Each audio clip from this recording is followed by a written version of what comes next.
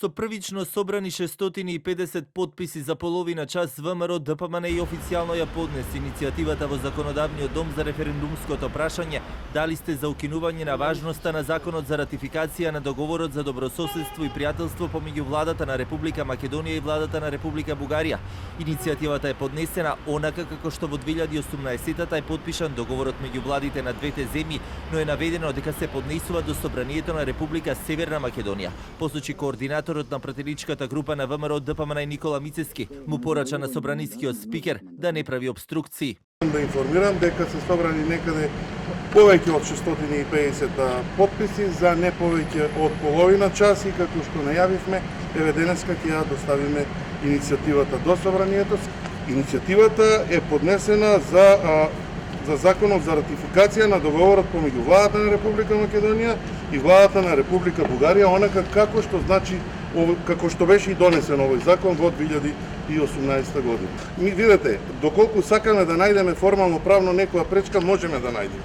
Меѓутоа, поентата на целата оваа работа е да ги слушнеме граѓаните во нашата држава.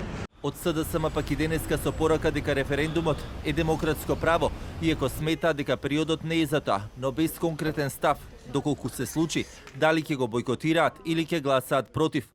Организирање на референдум е демократско право и ние како плурална демократија и демократска држава секогаш сме на иста страна со почитување на овие можности и права што ги имаат сите граѓани, вклучително и политичките партии, но едноставно мислам дека во време на криза, во време на тешка економска и енергетска состојба на Европа, светот, вклучително и нашата држава, ова се излишни иницијативи и мислам дека повторно ќе кажам се ретроградни процеси кои што ја враќа државата во некои мрачни изолациони времиња. Лидерот на интегративците пак денеска посочи дека сепак сметаат дека референдумот ја враќа земјата назад. Допрва ќе го изнесеме нашиот став како ќе постапиме, но доколку има референдум, сметам дека не е потребен, бидејќи ја враќа земјата назад од незините евроинтегративни процеси. На собранискиот спикер Џафери пак денеска само кратко информираа дека Џафери се уште не ја погледнал иницијативата бидејќи е на службено патување, а откако ќе се врати, ќе излезат со конкретен став. Тој има 3 дена да се изјасни дали иницијативата е уредна или пак не. Доколку ја одбие како неуредна,